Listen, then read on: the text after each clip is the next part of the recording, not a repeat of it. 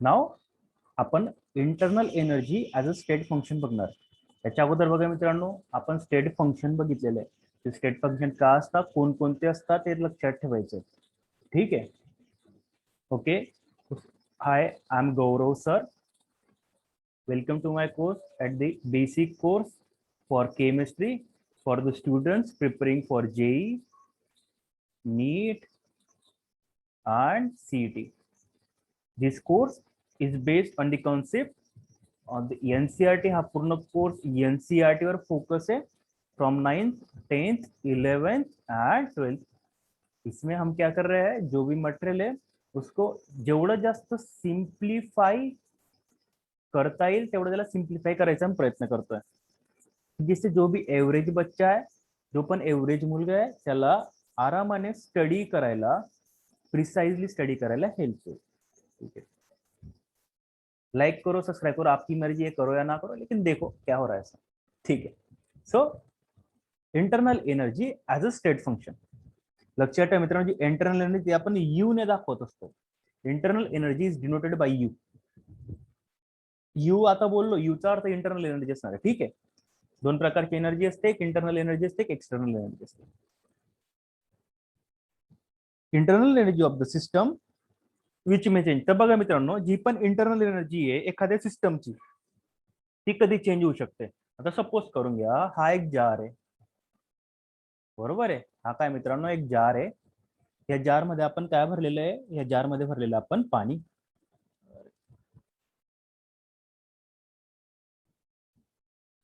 इस जार में हमने भरा है पाणी, बरोबर आहे. एक ते थंड असेल किंवा गरम असेल, म्हणजे याला काहीतरी प्रमाणात काहीतरी स्वतःची काय आहे, इंटरनल एनर्जी आहे, बरोबर आहे. आणि आता आपल्याला माहिती आहे की ही काय आहे, सिस्टम आहे, आजूबाजूला काय आहे, सराउंडिंग आहे, आणि हे जे जार आहे ती काय बाउंड्री आहे.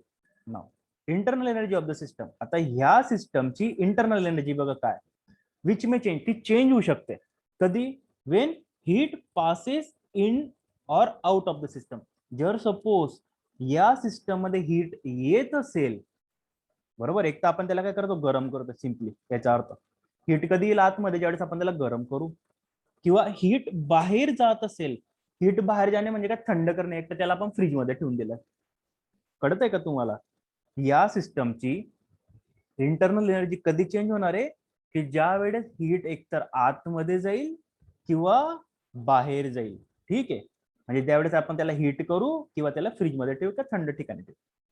आता बघा नंतर, मग work is done on the system और बाय द सिस्टम. जर या सिस्टमवर वर्क होतोय, या सिस्टमवर काहीतरी काम केलं जात आहे, किंवा या सिस्टमने सराउंडिंगवर काहीतरी काम केलं जात आहे. आता ते कसं मी तुम्हाला पुढे सांगेल, सोपं आहे, डोंट वरी. त्यावेळेस पण काय होईल, याची इंटरनल एनर्जी चेंज होईल. Matter enters. मॅटर म्हणजे काय, पाणी मॅटर. या ठिकाणी आपण याच्यात मॅटर टाकले किंवा याच्यापैकी पाणी काढून दिले, म्हणजे मॅटर लिव्ह करून दिले, मॅटर काढून घेतले, त्यावेळेस सुद्धा इंटरनल एनर्जी काय होत असते मित्रांनो, चेंज होत असते. एक तर ती वाढत असते किंवा कमी होत असते. परत एकदा सांगतो मी, लक्षात ठेवा, इंटरनल एनर्जी हे स्टेट फंक्शन पण आहे. लक्षात ठेवा, इंटरनल एनर्जी हे स्टेट फंक्शन पण आहे, आणि it is a extensive property of matter. हे खूप इम्पॉर्टंट स्टेटमेंट आहे, याला पाठ करून घ्यायचे सगळ्यांनी, डायरेक्ट विचारू शकता है. इंटरनल एनर्जी मित्रांनो, it is denoted by you. Internal energy कधी चेंज होत असते, की जर सपोज आपण हीट एखाद्या सिस्टम मध्ये टाकली किंवा बाहेर काढली, त्या सिस्टमवर आपण वर्क केलं किंवा सिस्टमने सराउंडिंग वर वर्क केलं, बरोबर आहे, किंवा त्याच्यामधलं मॅटर आपण ऍड केलं किंवा मॅटर काढून घेतलं. 3 केसेसमध्ये, किती, 3 केसेसमध्ये इंटरनल एनर्जी काय होत असते, चेंज होत असते. बघा, मॅथमॅटिकल फॉर्म मध्ये चेंज आपण डेल्टा या रूपामध्ये दाखवत असतो. म्हणजे चेंज इन इंटरनल म्हणजे चेंज डीयू किंवा normal small D into you. जे मुलं 11वी 12वी त्यांना माहिती असेल, डिफरेंशिएशन मध्ये आपण डी वापरत असतो बघा, डी बाय डी टी, बरोबर है. बताऊंगा मैं ये क्यों यूज करते हैं ऐसा. अगर नहीं पता है तो गूगल कर लेना, आज कल बताऊंगा मैं. ठीक है, 3 या गोष्टी लक्षात ठेवायच्या. नाव change in internal energy by doing work. आता आपण पहिले बघणार आहे की एखादी सिस्टम आहे, बरोबर, तिच्यावर जर आपण एखादं वर्क केलं किंवा काम केलं, तर त्याच्यामध्ये काय चेंज होत होतो. आता सर वर्क करणे म्हणजे काय, एकदम सिंपल आहे बघा. हे जार आहे, बरोबर आहे. या जार मध्ये काय प्रेझेंट आहे, वॉटर प्रेझेंट आहे,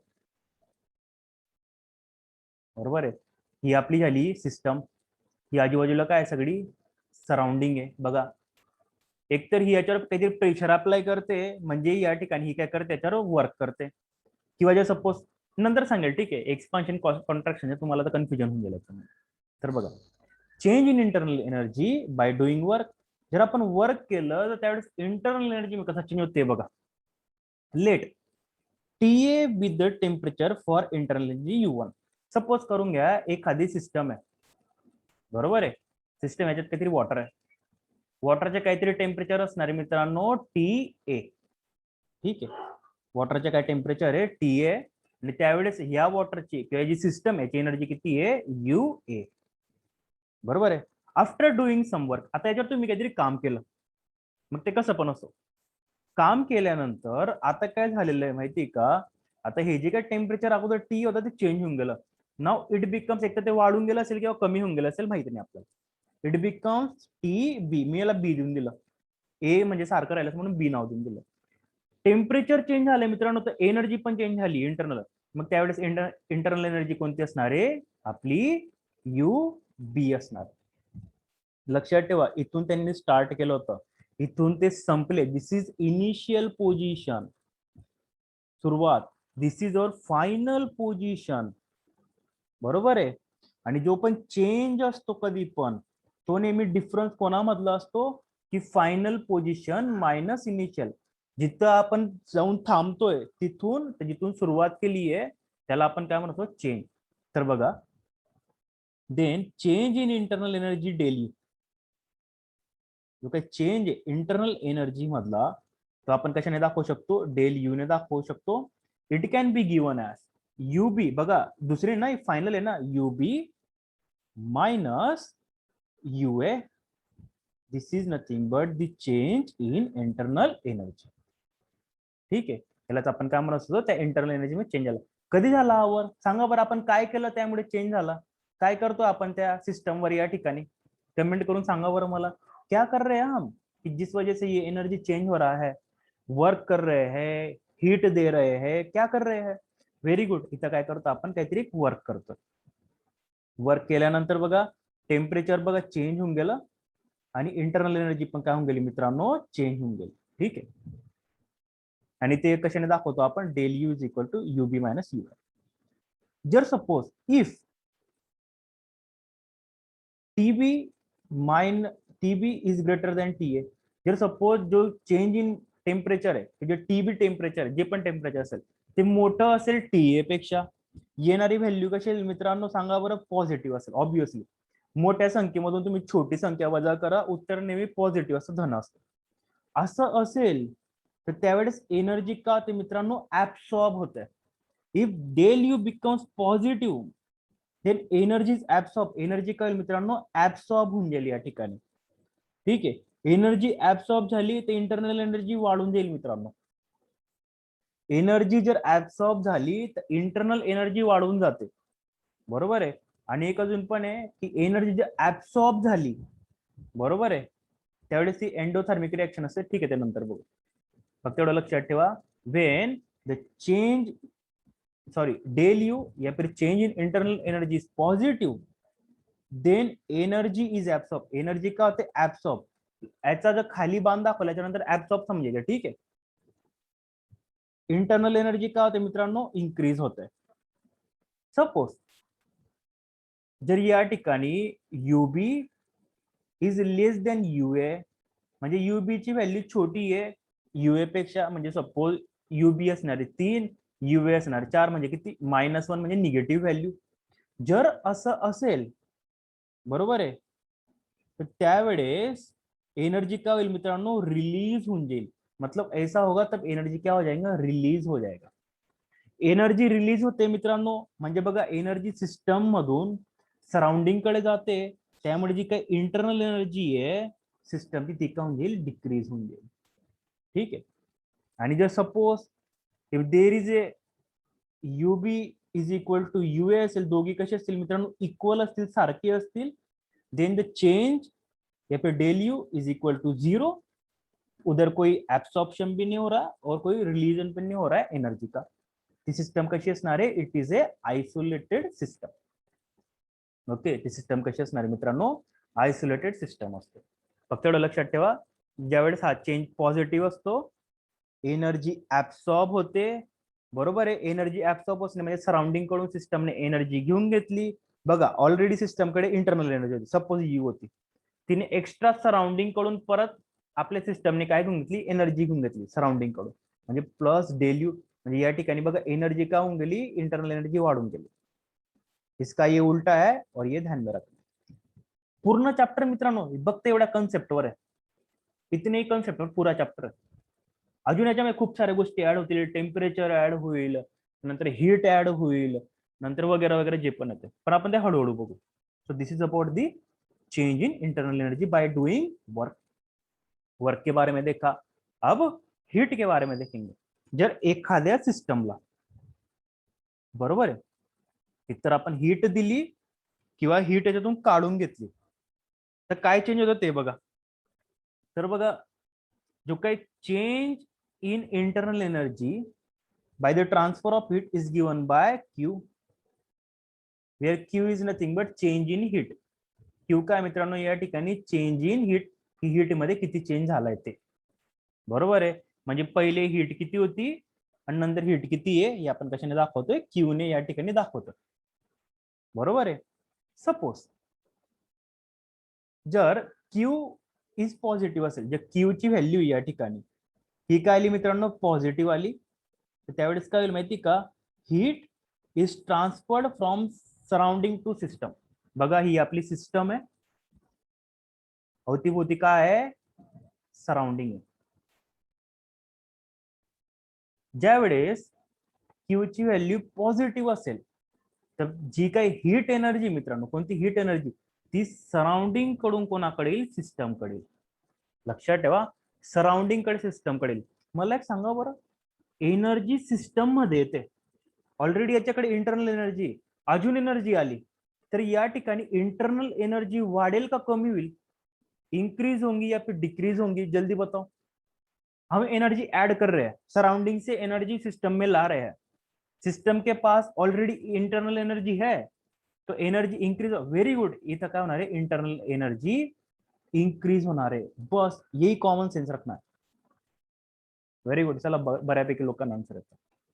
now if heat is negative, जर Q ची व्हॅल्यू काय असेल मित्रांनो? निगेटिव्ह असेल. This is our system, this is our surrounding. बरोबर आहे. आता सपोज जर Q ची व्हॅल्यू निगेटिव्ह मित्रांनो, तर जी काही हीट आहे is transferred from system to surrounding. म्हणजे जी काही एनर्जी आहे, हीट एनर्जी आहे, बरोबर आहे, ती सिस्टम करून सराउंडिंग कडे जाईल.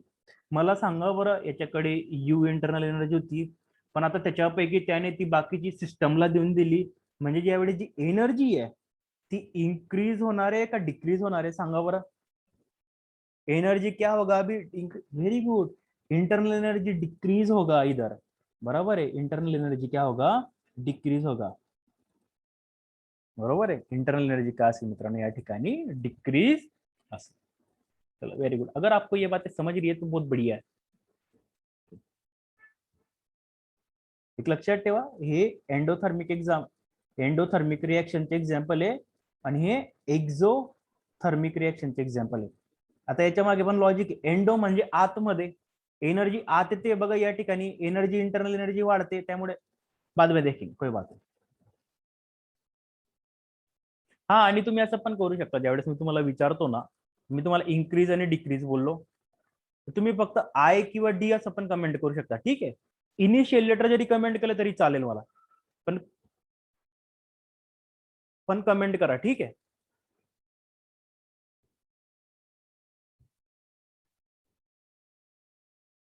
ना हमने क्या क्या देखा? Change in internal energy by doing work. Okay, very good Hrithik. असं पण कमेंट केलं तरी चालेल, कॅपिटल डी, कॅपिटल आय, जे पण असेल.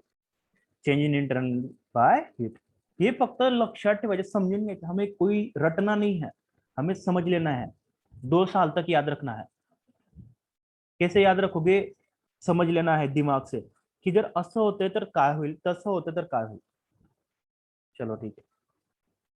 Then change of state is brought by, आता आपण बघा पहिले वर्कने बघितलं, आता हिटने बघितलं, आता आपण काय करणार आहे, हे दोघींना एकाच वेळेस बघणार आहे की या दोघी म्हणजे वर्कने आणि हिटने दोघी एका वेळेस काम करत असेल तर काय चेंज होईल ते बघा. पहिलं स्टेटमेंट कोणतं आपल्याला बघा, del U is equal to U upon U B, म्हणजे या ठिकाणी काय वर्क करतो म्हणून याला आपण डब्ल्यू लिहू शकतो. दुसरं बघा काय, del U is equal to Q A, याला कसं लिहू शकतो आपण, डेल यू टोटल किती झालं, W plus Q. Therefore, change in internal energy is given by Q plus W, where Q is for heat and W is for the work done.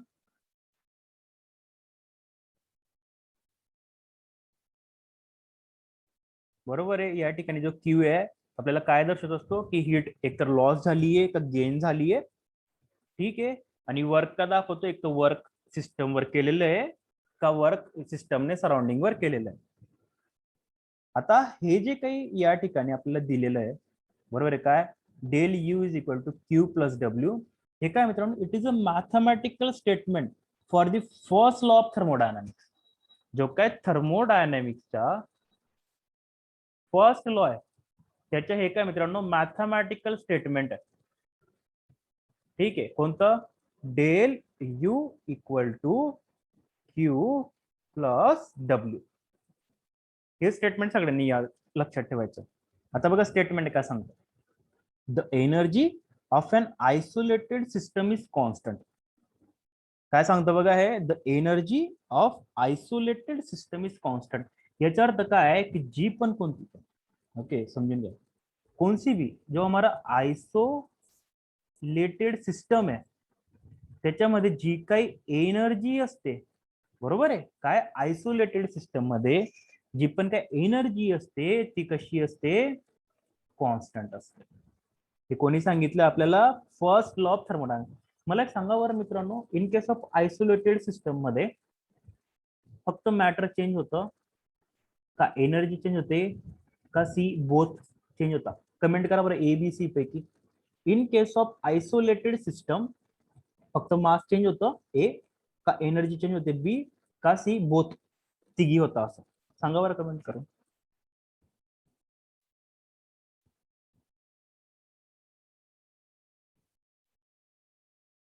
A B C में से बताना है. Very good. कोणतं आहे, C A, की in case of isolated system दोघींपैकी काहीच change होत नाही, ठीक आहे, त्यामुळे आपण त्याला आयसोलेटेड सिस्टम असं. मेरी मम्मी बहुत डांटेंगी, चाय वैसी की वैसी रखी मैंने आज 2 बार. चलो, so the energy of isolated system, यालाच मित्रांनो आपण the law of conservation of energy पण म्हणत असतो. लक्षात ठेवा, इसको ही हम law of conservation of energy भी बोलते हैं. Law of conservation of energy काय सांगतो आपल्याला, energy can neither be created nor be destroyed. तुम्ही एनर्जीला ना बनवू शकत ना तिला डिस्ट्रॉय करू शकत, फक्त ती काय करत असते, it changes it's form from one two another. ती तिच्या फक्त रूप बदलत असते. एक्झाम्पल आहे, पाणी घ्या, या पाण्याला तुम्ही वाफ द्या, सॉरी या पाण्याला गरम करा, वाफेत रूपांतर होऊन जाईल. वाफेत रूपांतर झाल्यानंतर यांच्या ढगांमध्ये रूपांतर होईल, बरोबर, वाफेचं, आणि नंतर ते परत पाण्यारूपी खाली येऊन लागतील. बघा सायकल कंप्लीट होतं. मतलब जो भी एनर्जी है पूरे यूनिवर्स में वो कैसी है, कांस्टेंट है. पूर्ण या जगामध्ये जी पण एनर्जी तशी कांस्टेंट आहे, ठीक आहे. तो देखो दिस इज ऑल अबाउट टुडे. आज आपण या जे चॅप्टर आहे त्याची फक्त तोंड ओळख केलेली की नक्की काय, उद्यापासून ठीक आहे या चॅप्टरच्या अगदी मध्ये जाणार आहे आपण. त्यामुळे म्हणजे रिक्वेस्ट आहे, please try to just write it down. हे जे पण मी लिहिलंय या ठिकाणी ते लिहा. ह्या नोट्स मध्ये छोट्या छोट्या गोष्टी तुम्हाला दिसतात त्यांच्यावर फोकस करा. असं नक्की का होतं, नाही कळालं तर मला पर्सनल मेसेज करा, ठीक आहे. आणि हा लवकरच आपण बायोची बॅच स्टार्ट करणार आहे. सीईटी साठी जे प्रिपरेशन करतात त्या मुलांसाठी मॅथ्सची बॅच स्टार्ट करणार आहे, ठीक आहे. So just don't worry about that. ही जी मॅथ्सची बॅच असणार आहे ती प्रिव्हियस इयर क्वेश्चन्सवर डिपेंड असणार, ठीक आहे. जे मुलं की ज्यांच्या बिलकुल अभ्यास झालेला नाही त्या मुलांसाठी ही मॅथ्सची बॅच इम्पॉर्टंट आणि बायोची रेग्युलर बॅच असणार आहे for the student 11th and 12th. तुम्हाला नोट्स या पद्धतीने मिळतील. Notes are totally based on NCERT. कोई फालतू का मटेरियल हमको रेफर नहीं करना, कुछ नहीं, ओनली हमसे एनसीईआरटी से स्टडी करना, क्योंकि पिछले साल 90 में से 89 question directly line to line NCERT में से आए थे. ठीक है, आज साठी एवढंच आहे. कल मिलेंगे फिर इसी टाइम.